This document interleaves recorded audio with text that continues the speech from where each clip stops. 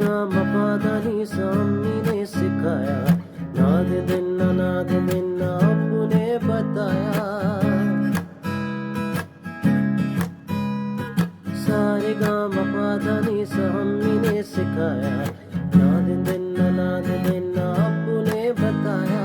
NOTA दे पहाड़ चढ़ के मैं ते गाना गाया, एक गल अलग सी मेरे पल्ले कुछ नहीं आया।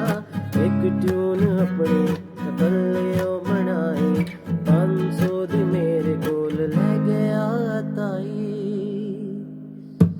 मैं मरा सी मेरा प्यो, मरा सी मेरा दादा, मरा सी आप सारे मरासियां।